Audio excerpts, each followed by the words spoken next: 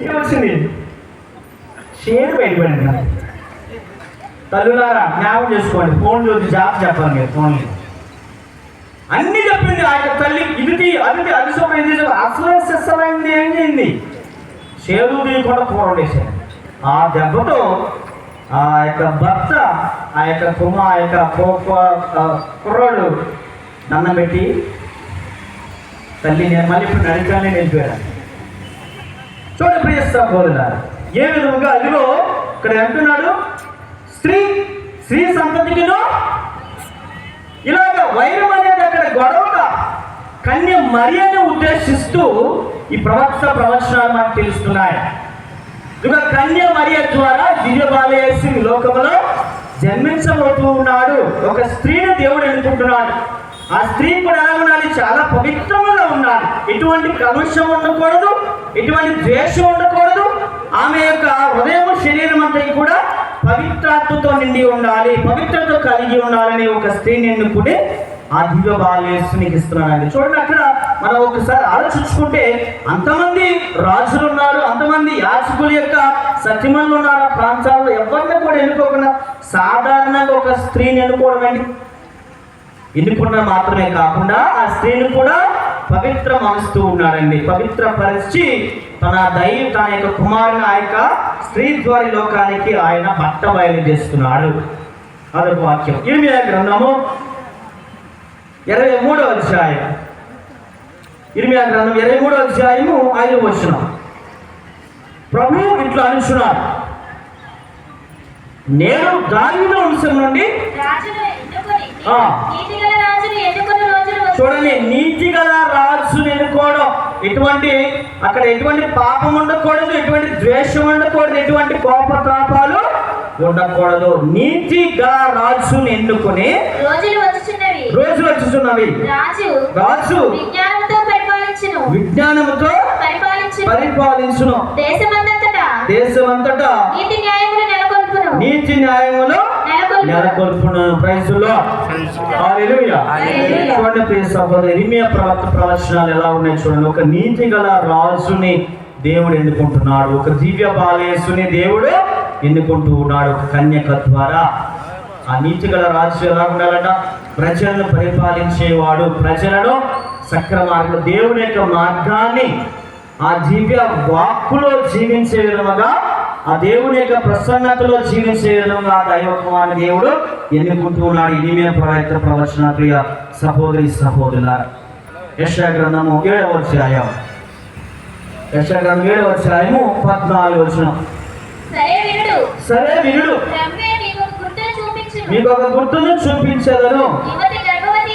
యువతి గర్భవతి అయి ఉన్నది, ఆమె కుమారుని కని అతనికి ఇమ్మానుయేలు. దేవుడు అనగా ఎవరండి? ఇమ్మానుయేలు, మనతో ఉన్నాడు. ఈ రాత్రి కాలంలో ఈ పరిశుద్ధ దివ్య పుస్తకాల ద్వారా దేవుడు మనందరిలో ఉన్నాడు.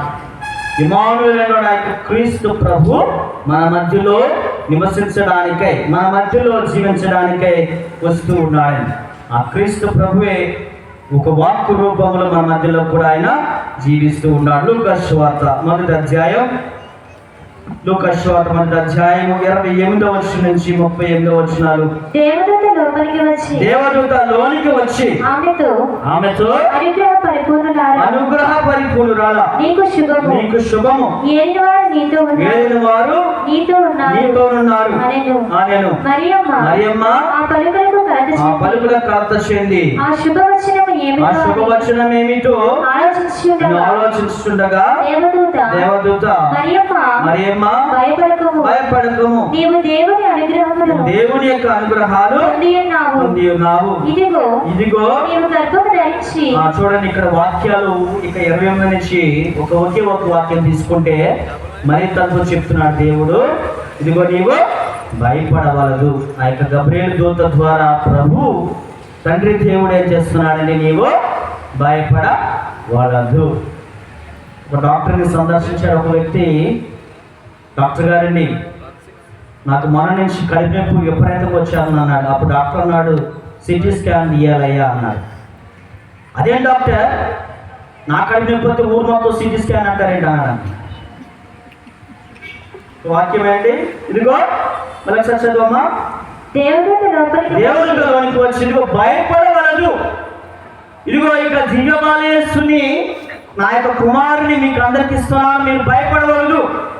ఇదిగో నా యొక్క దైవ కుమారుని పవిత్రాత్మ ద్వారా కన్య మరియ ద్వారా మీకు అందరికీ కానుకగా ఇస్తున్నాను, మీరు భయపడవలదు. భయపడవలదు, దేనికి కూడా మీరు భయపడవలదు. ఆ భయాన్ని పోగొట్టడానికి, ఆ భయాన్ని మరణించి పారద్రోయడానికి ఆ దివ్యబాలయేసు ఆ వాక్కు రూపంలో మన మధ్యలో ఆయన జీవిస్తూ ఉన్నాడు, నివసిస్తూ ఉన్నాడు. ప్రియ సహోదరి సహోదరులారా, ఈనాడు మరి ఇంతటి గొప్ప పరిశుద్ధ దివ్య పూజ బలి ద్వారా ఆ వాక్కు మానవుడై మన మధ్యలో నివసిస్తున్నాడు. అందుకని యోహాను సువార్త ఆ 14 వర్షాలు కూడా మొదటి నుంచి మనం చదువుకుంటే, ఆదిలో వాక్కు ఉండెను, ఆ వాక్కు దేవుడు వద్ద ఉండెను, ఆ వాక్కు దేవుడై. ఇలా ప్రతి వాక్యము కూడా చదువుతూ చివరాఖరి 14 వర్షం చదువుతాం. ఆ వాక్కు మానవుడై మన మధ్యలో నివసించెను. చూడండి, ఆ వాక్కు మానవుడై మన మధ్యలో నివసించెను. Praise the Lord, praise the Lord, hallelujah, hallelujah, hallelujah. కనుక ప్రియ సహోదరులారా, ఆ వాక్కు ప్రతి నిత్యము మనము ఆ వాక్కుని మనం ధ్యానించుకుంటూ ఉన్నాం. నీ ప్రారంభమైన రోజు నుంచి చివరి వరకు, రాత్రికాల వరకు కూడా ఆ వాక్కు మానవుడై మన మధ్యలో నివసిస్తూనే ఉన్నాడు. నువ్వు భయపడవలదు ఎవరికి. నువ్వు దేవుడు కృతజ్ఞతగా జీవించు, క్రైస్తవుడుగా జీవించు, కథోలిక విశ్వాసగా జీవించు, విచారణ గురువులకు ఆజ్ఞాసారంగా జీవించు, తల్లి తిరుసభ ఆజ్ఞాసారంగా జీవించు, 10 ఆజ్ఞలు ఆజ్ఞాసారంగా జీవించు. తిరుసభ గడ్డలకు మరి అధికారపూర్వక లేక వాటిని పాటించడానికి నీవు జీవించాలి. ప్రతి సమయంలో కూడా ఆ వాక్కు మనల్ని ప్రోత్సహిస్తుందని. అప్పుడే ఆ యొక్క నిజమైనటువంటి ఆ యొక్క దేవుడు మన మధ్య నివసిస్తాడు. మనలో ద్వేషం ఉంచుకుని, అసూయ ఉంచుకుంటే ఆ క్రీస్తు ప్రభు మనలో నివసించడు. అందులోనూ కథోలిక తిరుసభలో దివ్య సప్రసాదానికి ఇచ్చాడు గొప్ప మరి ప్రాముఖ్యత మనం ఎవరిక్కడ కూడా చూడం. ఆ విధంగా మనము సిద్ధపాటు చేసుకున్న దివ్య సప్రసాదానికి ప్రియ సహోదరుల, ఆ వాక్కు నీలో ఉండాలంటే, ఆ వాక్కు నీలో దివ్య సప్రసాద రూపంలో ఉండాలంటే, ఆ దివ్య వాక్కు వివిధ పనుల ద్వారా నీలో ఉండాలంటే తప్పనిసరిగా మనము శుద్ధీకరణ, మన హృదయాల శుద్ధీకరణ చేసుకోవాలండి. కనుక ఆ నిజమైన వాక్కులో జీవించుదాం, ఆ నిజమైనటువంటి క్రీస్తులో జీవించుదాం, ఆ నిజమైనటువంటి దివ్య సప్రసాదంలో జీవించుదాం, ఆ నిజమైనటువంటి దివ్య వెలుగులో ఆ దివ్య బాలేశ్వరుని యొక్క మరి ముఖాన్ని చూసి మనం కూడా నేర్చుకోవాలి. కనుక అంతటి వాక్యాన్ని, అంతటి వాక్కును ప్రభువు మనకు ఒక గిఫ్ట్గా ఇచ్చాడు, ఒక బహుమతిగా ఇచ్చాడు తండ్రి దేవుడు. అలాంటి వాక్కు మన మధ్యలో నివసించాలని మనం ప్రార్థించుకుందాం.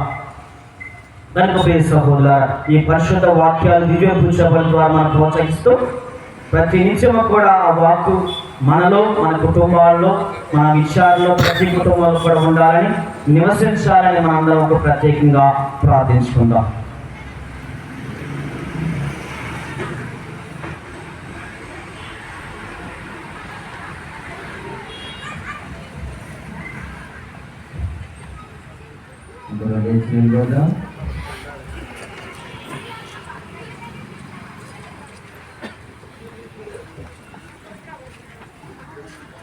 ఇదిగో లోక పాపమును పరిహరించే ప్రభు గొర్రె పిల్ల విందుకు పిలువబడిన మన అందరము ధన్యులము.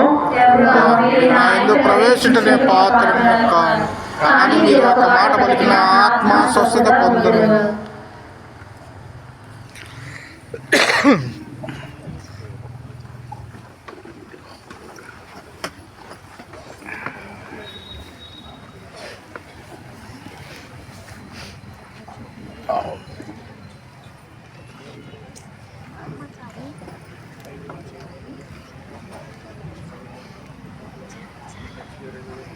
ఒక్క కోరికే కోరుకోమంటే ఒకే ఒక్క వరమే ఎరుకోమంటే, ఒక్క కోరికే కోరుకోమంటే ఒకే ఒక్క వరమే ఎరుకోమంటే, చాలంట కృపగలని దివ్య ప్రసాదం, చాలు చాలు